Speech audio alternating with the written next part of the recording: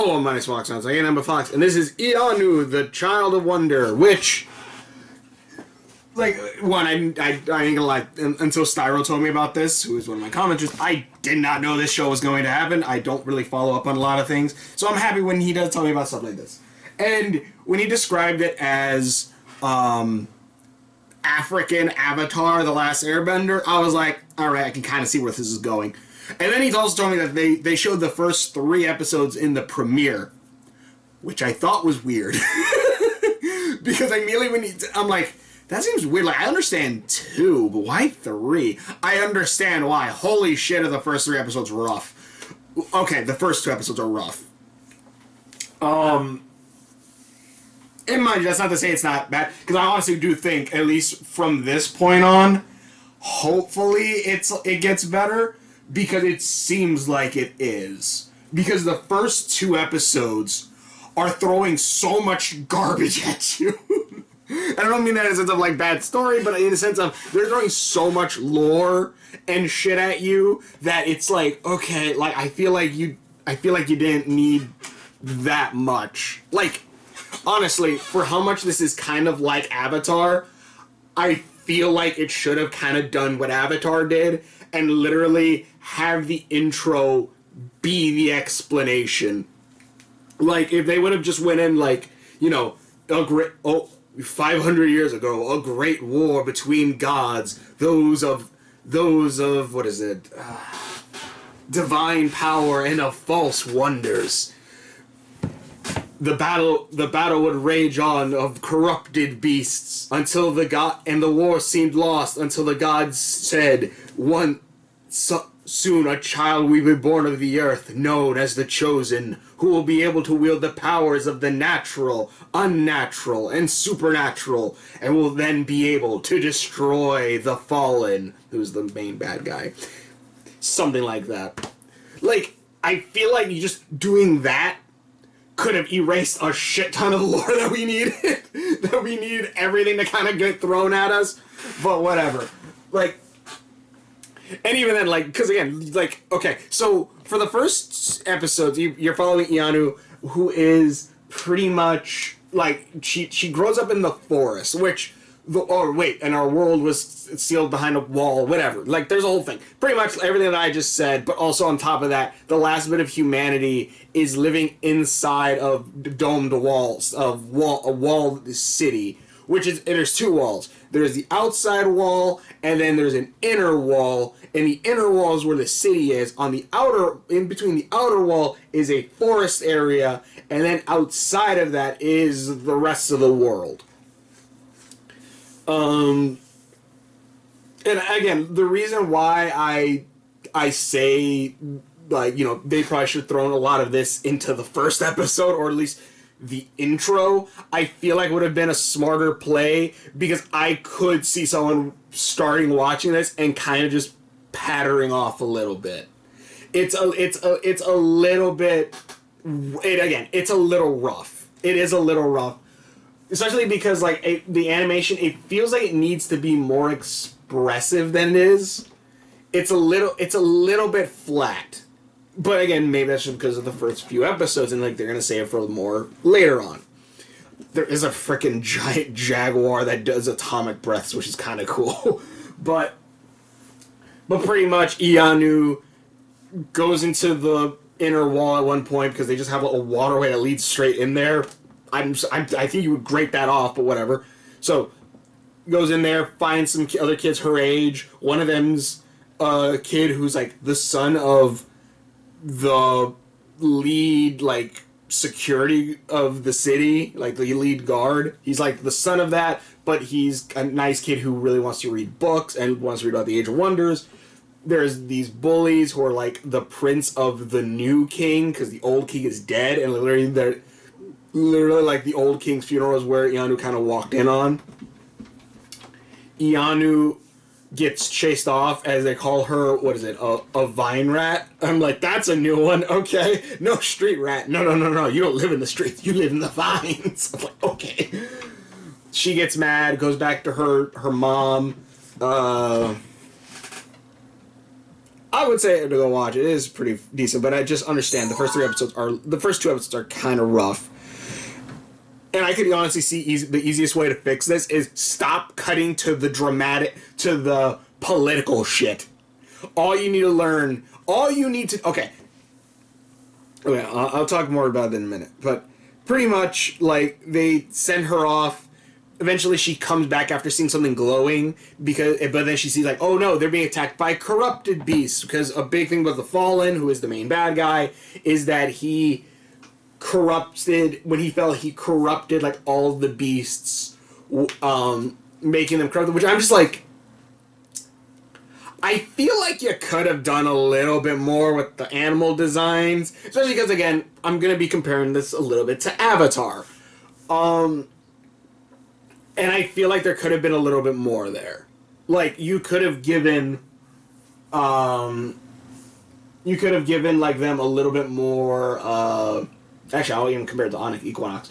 But you could have given the animals a little bit more variety, or made them, like when they're corrupted, maybe they looked more transformed. Maybe they have, like, certain symbols on them, other than just glowing eyes. I don't know. It was just kind of like, I feel like, you could have gone a little more than them just being animals. But yeah, so the corrupted are the whole thing. Corrupted breaks in, is going to kill, like, the prince and all the others, and the book kid. Iyanu eyes glow, and also whenever she gets stressed enough, like, thunder happens apparently, and she starts hearing voices of, like, the Fallen arguing with another god.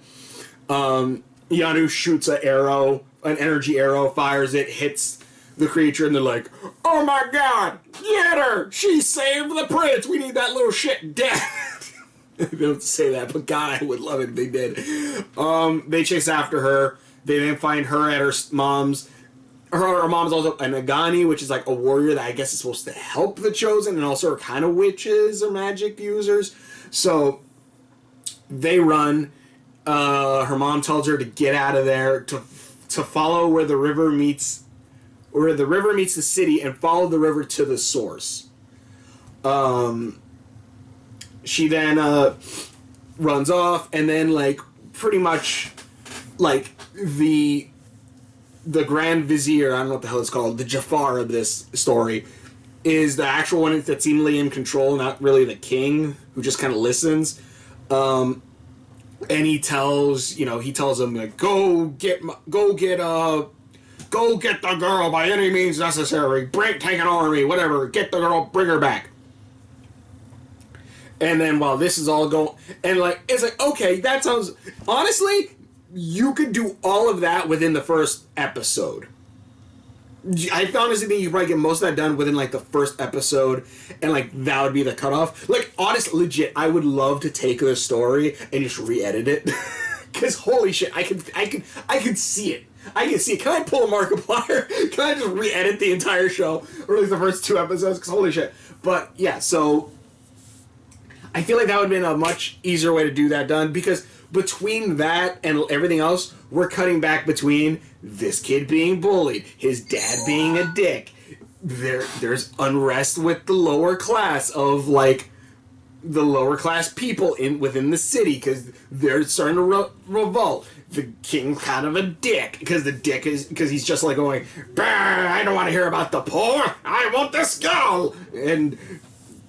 And then also this girl falls into the lake water, gets taken out of the city. She wakes up, there's a giant glowing purple jaguar out there, and it's like, holy shit, it's like, I'm gonna kill you with my laser beam.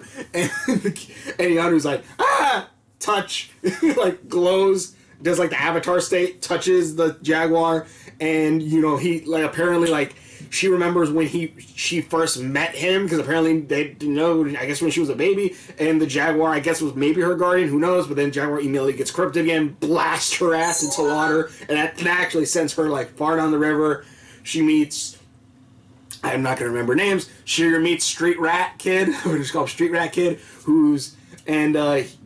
he's like, who are you? She's like, I'm not telling you, and then eventually, after a rhino almost hits her, she purifies it after the spirit in her head tells her so, purifies it. He's like, holy shit, you're the Chosen! takes her to Mama Odie, and Mama Odie, that's not her name, but her name is Mama something. Mama Odie's like, you're the chosen. She's like, I'm not the chosen. Then she's like, well, if you're not the chosen, then you're an outsider. Everyone kick her ass. I'm like, what? So then she fights. And she goes Avatar state again, just punches and beats the shit out of them. And he's like, oh, she is the chosen. And then Mama Odie goes, I will train you to use your powers. And again, throughout this entire time, I'm like, what are her powers? All I see is that she's super strong. All I see, not even super strong, just that she when she goes into Avatar state, she starts chosen state. She just starts kicking the shit out of people, and that's kind of it. Like, I'm like, and like that sometimes plants grow around her. I'm like, I need a basis of it. And again, I think legitimately, if you have the opening explain what her powers are instantly, or at least name them, that would be such a perfect hook. Because I ain't gonna lie, I was kind of drifting in and out. I was like, I don't know if I like this or not. But when they started actually explaining the powers, I'm like, okay, I have a reason to kind of like it more. Like, because again, think about it. Just to compare it to the Avatar. Like, the opening of Avatar is simply, you know, it's like the Avatar, the master of all four elements, and then you see him use the four elements. You're immediately hooked. You kind of already know the abilities that he has. And then obviously we'll later on see the scope of those abilities.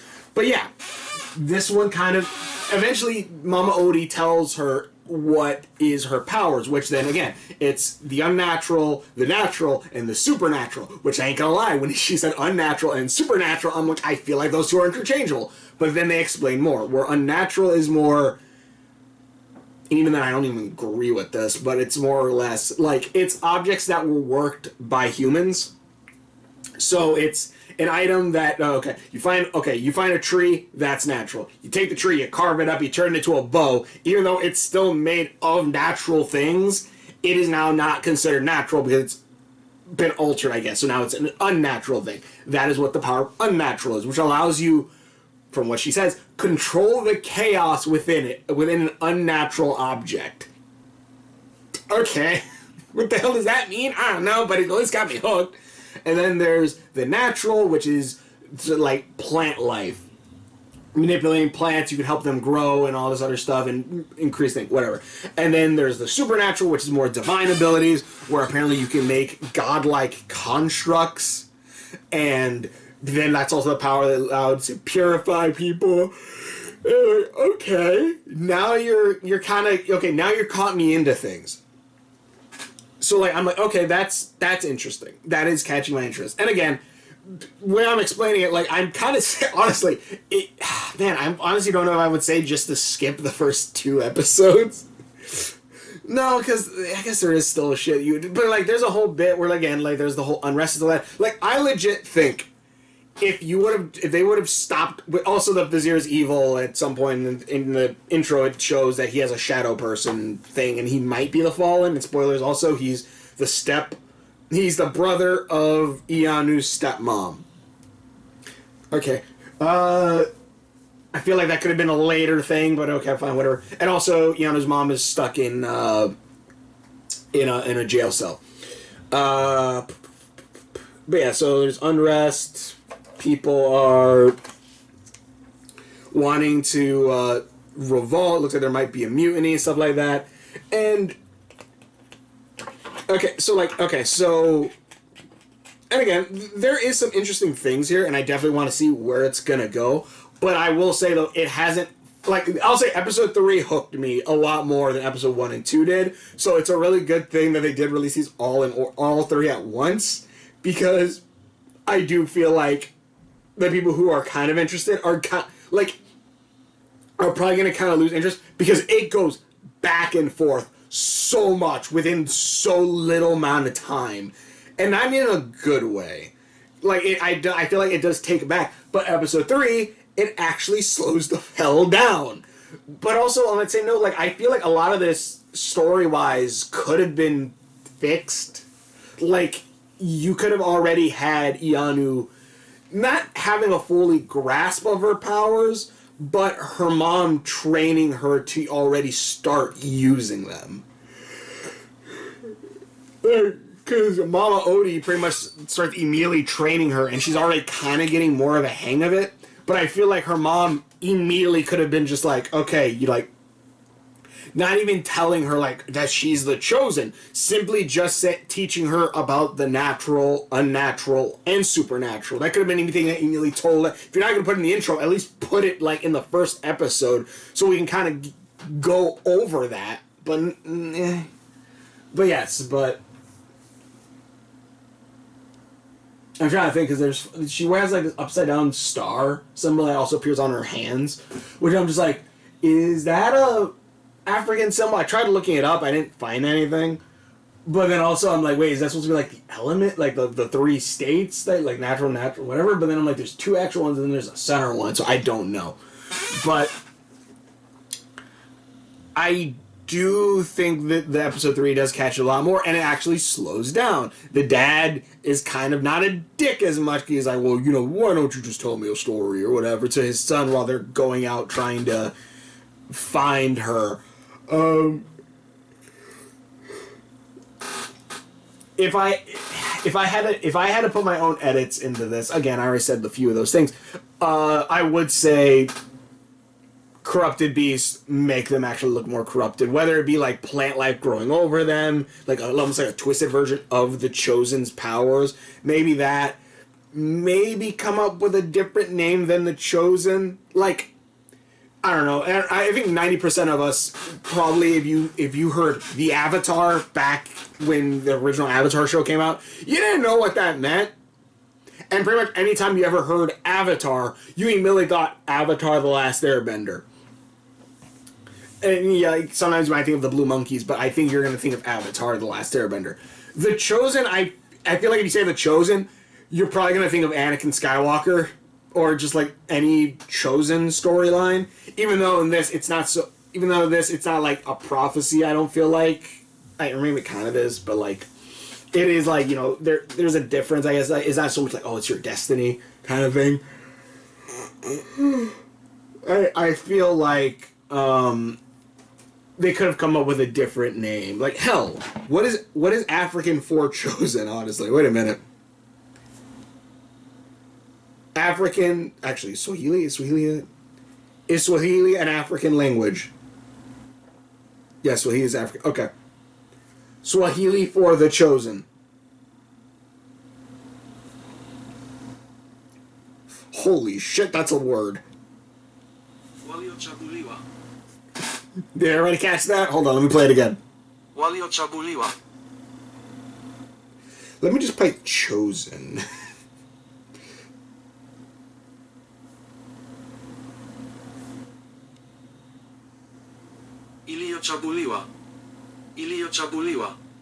Okay, maybe we pick a different name.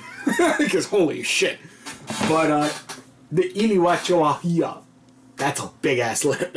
There's gotta be a better word, but still, something that's its own thing, because I feel like the Chosen is a little too generic. Just a tiny bit too generic. But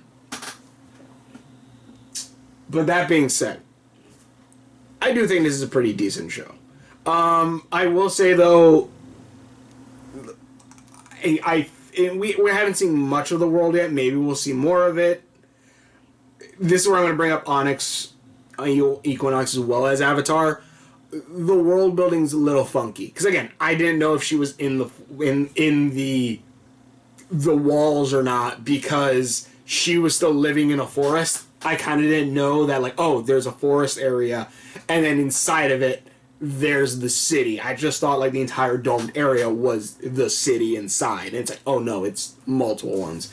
Like, and I feel like you could have done a little bit more with that, as well as, I would say, like, in Avatar's way, like, it's balanced each of the places out a little bit more with knowing that there's 4 nations.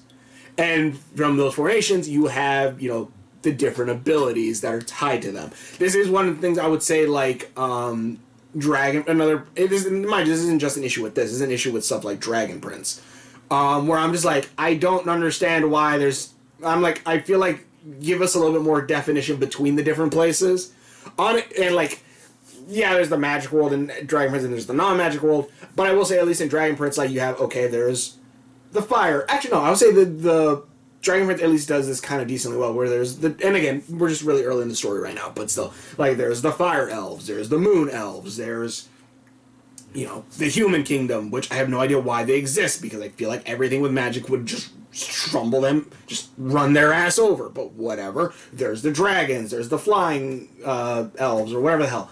Like, I feel like there's so many different things, and, like, what they do specifically that helps the world feel not so much segmented, but, like, I'm trying to think of a way to say this, like, categorized, but also still, like, its own thing. Like, the Sun Elves are fire-based, so they have fire swords and all that stuff. I can't really tell of these, and then it seems like everyone's just a similar-esque tribe, and that's kind of it. I feel like we need a little bit more variety with certain things. Like, again, Onyx Equinox, there's some shit in there that's never explained. I really hope they do make a season 2. But there's stuff I remember, like, the people with wings. And like stuff like that. I'm like, I feel like you could do... hopefully there's more towns or whatever that are strange or just have, like, their own thing to it. But, like, it would have been cool if, like, there was a tribe of the unnatural where they mostly focus on creating tools and, like, harnessing the power from that. Then there's the people of the natural where it's more plant life and living within the trees, with the trees and the animals and stuff like that. Maybe they try to capture and purify the corrupted. But then you have on top of that then you have the supernatural, which will be like, you know, the ones maybe the closest to the gods, that are closer to maybe the source or something. I don't know. Again, maybe we might see shit like that. I don't know. But I am watching it and I'm like, I feel like there's more that could have been done here with certain world building. Because it's just like, she fell down the river and now she just kind of fell in a random, like, fishing-ish village of refugees, I guess. You got kicked out of the main town. Which I'm like, I feel like you're living in ruins. Like, I don't know, do more ruin stuff. It's weird that they, like, and I guess maybe it's just set up because the evil guy gets corrupted by the Fallen or whatever, the Vizier. But, like, the town is like, yes, this girl lady is the last of the Agoni. And it's probably the only African word I'm gonna remember. The Agoni. And like, you know, she's the last of her kind, and it's like, oh, okay, like, what do they do? Oh, they uncorrupt the corrupted beasts. What? Why is she like? Why are you not trying to have this Agoni train more warriors? Why is she not the lead of the guild of fighters or whatever the hell? Why is this asshole of a dad the leader of the warrior team when it should be her? Because she could literally teach everyone how to use this magic dust, which also there's, like, stinky dust to, like, hide your scent, and, like, there's other magic bullshit dust. I don't know. Like, why don't you have the Agoni... Maybe the Agoni actually are, like, the supernatural tribe. But, like, why not have the Agoni be the leaders of the battle thing? Like, what the why is that not a thing? Like, is it just because of the evil Vizier? It's like, oh no, I can't have that shit unless my evil shadow get purified. No. Like, I don't know. I'm just like, I feel like some people should know about this and probably be like, this is bad. Like, what are we doing here, guys? She can corrupt whatever. But yeah, so I gotta keep watching. I gotta keep watching. I now have a way to watch this, so it's great. But it is a decent show. Again, stick with it. There's a bunch of kind of stupid political shit, which I'm like, I feel like you could have left all of this hidden, and us not really knowing what is happening in the city, just knowing, like, you know, the Vizier is in control and the king is. I just went deaf in my ear for a second. Do I have tinnitus? What the hell? But, you could have left what was happening there for later, and then maybe later on, like, you know, they, like, you could have literally, okay, one way I would have edited this just to fix the entire thing. Again, Ione is already being taught by her stepmom kind of how to do the powers a little bit. A little bit. She's not great at it, but she's learning a little bit how to do it. She goes to the village. The forest thing, same thing. Prince or whatever, being assholes. There's the book kid there. Corrupted creature attacks. Ione shoots the bow. That's where we actually see her powers for a minute. And, you know, she uses the chaos in the bow, fires the beam, hits the beam. They're like, what the fuck? Like, they're like, holy shit, she has powers. Get her. They go after her. You know, they tell the king, and the vizier's like, oh shit, it's her. The chosen. Oh no. And they say, and like, you know, they send her, you know, they goes, go there, get the girl, bring her back. And, you know, they say, okay, fine. They go to try to get her. Ione's stepmom, you know, blocks the path, sends her away to try to find the source. Ione goes, gets taken away. You know, mom gets captured. End of episode 1. Episode 2, gets dragged out, you know, fights the jaguar, or maybe fights the jaguar, gets thrown in the water, whatever. And mystery of that. Ione then falls in the water, gets taken away. This dude finds her, pulls her out, the street rat kid, you know, sees like, holy shit, like, drags her to home. You know, maybe he does, then she does like the purification thing, purifies the rhino. It's like, holy shit, you're the chosen. Goes to Mama Odie, and then that's where Mama Odie explains, you know, oh, we were thrown out for this, for that, for this, for rising up against, for in terrible conditions. The people in the city are, you know, dying under a corrupt king and all this other shit. Like, I feel like that alone, you could have literally condensed everything that happened in these first 2 episodes within 2 episodes, which still giving a bunch of that, and then like the rest of episode 2, or maybe the first half of episode 2, and then the rest of it is a little bit more breathing time of Ione trying to learn her powers. I do feel like it slowed down a shit ton for episode 3, where we actually got Ione to kind of think a little. Even then, it still went a little fast at some points, but allowing her to breathe and get a little bit more of these. Animation wise, I don't know. You gotta give the characters more expressiveness, I feel like. But that's a whole different thing. But yeah, that's my thing on the first 3 episodes so far. They're decent. I'm interested to see how this kind of plays out with, you know, the natural, the unnatural, the natural, and then the supernatural. There's room. The natural sounds like the most straightforward one with the plants, but maybe I can see some. I see like also like there could be some Avatar creativity that you could do with the abilities. And again, Onyx I want to bring up Onyx Equinox as well too, because again, if you don't know what that is, that's Mexican Avatar. It kind of is. It's South American Avatar. But even though there are Mexicans / Hispanics in the original Avatar universe. Sun Warriors, baby! Trying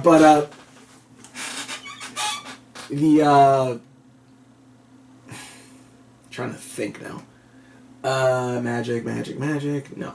What was it? Shit, I'm drawing a blank now. But yeah, like in that one, like it's like, you know, a race to, you know, get the keys or the underworld to make sure to help the gods, stop the gods and all that stuff. Like, it gives you an immediate thing. This one is get to the source of the water, I guess. We don't know what's there, but sure. But it is at least setting them on the quest. But yeah, I don't know. It's fun so far. Hopefully we get better design for a lot of the corrupted, because there seem to be like some giant plant monsters and all that stuff. I'm like, I want to see those, not just the animals. But yeah, hopefully we get some cool shit in the next episode. But thanks for watching. Share the videos. Hopefully enjoy this.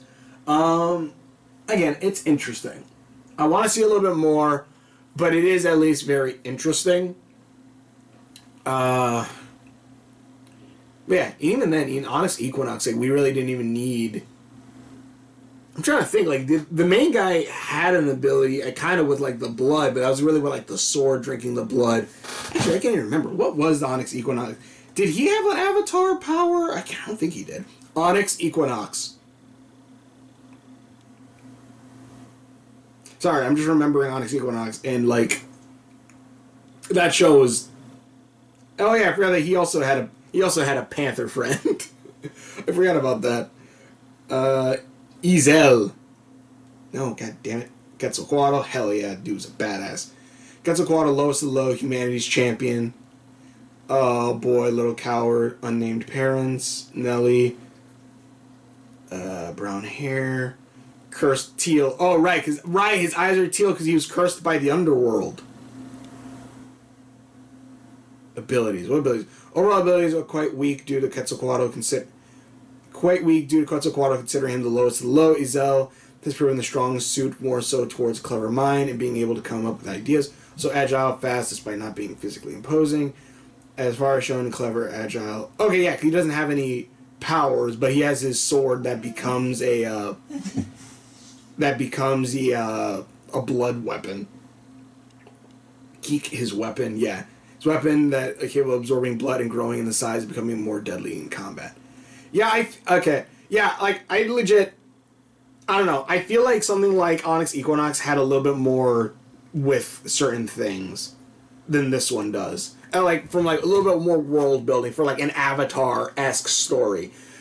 Again, we're still early in, so let's see how it plays out. Because I don't think it's going to just be bait. I don't think it's just going to be kind of just, whatever. Hopefully we see a little bit more cooler things coming as it progresses. But anyways, thanks for watching. Check out videos. No, wait. You want to get in the camera? But thanks for watching. Check out videos. Hope you enjoy this. I definitely want to see what's going to happen next. Because again, the ability set of the unnatural... Get out of here, you. The unnatural, the natural, and the supernatural is a very interesting. And that's where I'm kind of really like, okay, I want to know. I want to see how that's going to play out. And how her abilities are going to grow and evolve. Anyways, thanks for watching. Check out videos. I'll let you know, and we will. See you later. So, you going to watch the next episode with me? Can you tell she's excited?